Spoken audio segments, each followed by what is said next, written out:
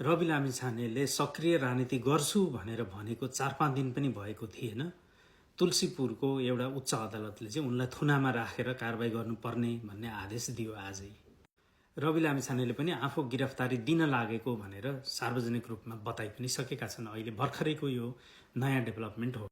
जनतामा अहिले देखिएको चरम निराशालाई अलिअलि भए पनि एउटा धारबाट समेट्न खोजिरहेका रवि लामिछानेहरू माथिको यो कारबाहीले जनमानसमा थप निराशा र एउटा चरम अन्योलताको वातावरण आउन सक्ने सम्भावनातर्फ देश अगाडि बढेको देखिन्छ। यस्तै किसिमको चरम निराशा यो सिस्टमप्रति, यहाँ भइरहेको भ्रष्टाचार, कुशासनप्रतिको विरोध र प्रदर्शनमा जनमानसहरूलाई समेट्दै राज संस्थाको पक्ष, त्यसै गरी चाहिँ सुशासन अनि प्रत्यक्ष निर्वाचित कार्यकारी प्रमुख अनि चाहिँ यो प्रदेशहरूको खारेजी लगायतका माग राख्दै अगाडि बढेका राज संस्थावादीहरूमाथि हालै गरेको दमनबाट उत्साहित बनेको अथवा विजयी घोषित भएको झैँ गरेको सरकारले अब रविमाथि हमला गर्यो।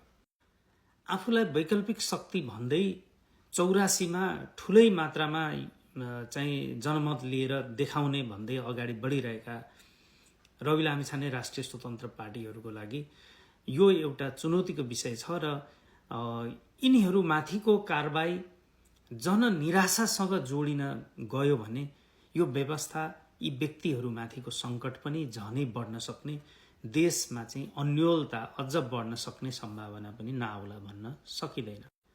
अब ब्याकग्राउन्ड प्रसङ्ग चाहिँ के भनेदेखि त्यहाँ बुटवल रूपन्देहीको जिल्ला अदालतले चाहिँ रवि लामिछानेलाई 1 करोड धरौटीमा छोडेको थियो यो मुद्दाको फैसला नहुँदाखेरि थुन्चेक बहसको दौरानमा, होइन।